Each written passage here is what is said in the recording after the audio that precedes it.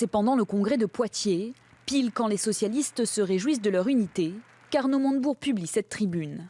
L'ancien ministre du redressement productif a coécrit le texte avec le banquier de gauche Mathieu Pigasse. Et la première phrase donne le ton. Hébété, nous marchons vers le désastre. Il est dans l'erreur. Ce qu'il dit est faux. Ce qu'il dit sur l'Europe d'aujourd'hui est faux. Ce qu'il dit sur la France d'aujourd'hui est faux.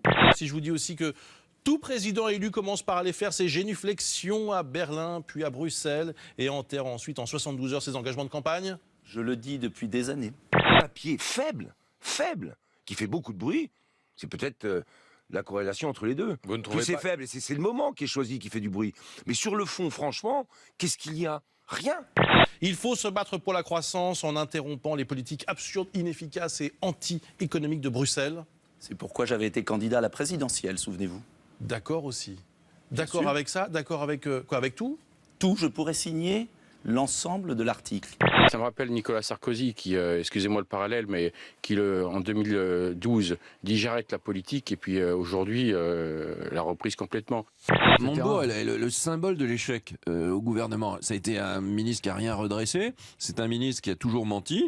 Ceux qui commentent, ceux qui font des tribunes exagérées, qui n'ont aucun sens avec la réalité, ceux qui, au fond, n'ont plus accepté de gouverner. Parce que gouverner, c'est difficile. Manuel Valls a répliqué à Arnaud Montebourg, qui l'a taxé d'irresponsable. Ici, nous avons fait toujours le choix de l'exercice du pouvoir et de la responsabilité. Moi, j'assume la responsabilité et je laisse l'irresponsabilité aux autres. Demain, le menu est affiché. L'habileté de Jean-Christophe Cambadélis, qui est l'homme montant de ce parti, et qui les a tous rassemblés pour faire ce qu'il y a à faire, c'est-à-dire applaudir Valls et voter Hollande. Point. François est en train de vous entendre. Et ces applaudissements sont importants parce qu'il est un grand président de la République. Est-ce que c'est aussi pour mettre le parti en ordre de marche pour 2017 ? C'est important d'ailleurs de le mettre en ordre de marche parce que pour empêcher des divisions absurdes, puis bien sûr pour préparer, mais en son temps, avec méthode, le rendez-vous de 2017 avec candidature de François Hollande. Avec François Hollande bien évidemment, mais personne ne peut en avoir. Si vous êtes préféré dans les sondages. On savait Manuel Valls, fan du Barça, mais son saut de puce à Berlin ce week-end pour assister à la finale de la Champions League a provoqué la polémique. Le Premier ministre a quitté le congrès du PS samedi à Poitiers pour assister au match dans la foulée et il s'est rendu à Berlin à bord d'un jet du gouvernement. Selon nos calculs, l'escapade de Manuel Valls aurait coûté 14 000 € environ. Le prix d'un aller-retour Paris-Berlin à bord d'un Falcon de la République. C'est le Premier ministre de la France qui va là-bas à l'invitation de M. Platini. Et ça ne vaut vraiment pas, même pas, que l'on gâche quelques minutes de notre conversation avec ça. Je voulais aussi rencontrer Michel Platini, parler de l'avenir de la FIFA, de l'Euro 2016. Et puis j'aime le foot et hier on a assisté à un très beau match. J'entendais M. Sapin, tout ça, ils font la danse du ventre, ils essaient de trouver des vraies raisons.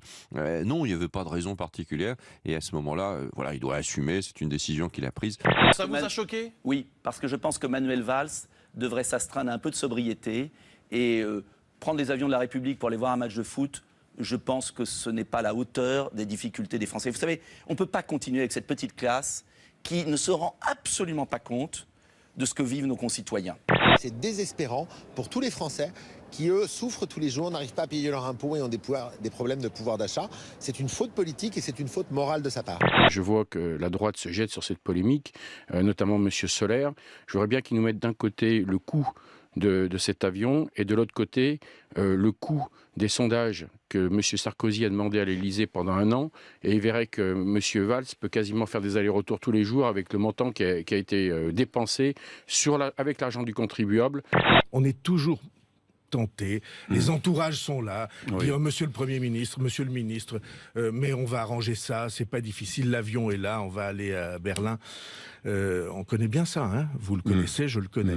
De ce point de vue-là, c'est un mauvais signe et un mauvais signal, parce que pour les Français, ça veut dire, mais ils réfléchissent pas combien c'est dur pour nous. Des policiers courent après des adolescents qui ont envahi une piscine privée pour une piscine party. Et ils ont beaucoup à faire pour les regrouper. On est au bord de l'explosion dans notre pays. Immigration non contrôlée, insécurité massive, chômage, misère. Vous avez vu qu'on nous parle de reprise depuis des mois. Augmentation du chômage le mois dernier. Au milieu, cette adolescente de 14 ans au maillot flashy qui apparemment n'a pas sa langue dans sa poche. Plus tard, le policier lui dit de se taire plusieurs fois, puis ça dégénère. Il tente de la mettre au sol, et quand ces deux ados s'en mêlent, il prend son arme. Ses collègues interviennent. Il finira par menotter l'adolescente, mais cette vidéo où un policier sort son arme contre des ados désarmés choque aux États-Unis et prouve une fois encore que tout peut basculer en un clin d'œil.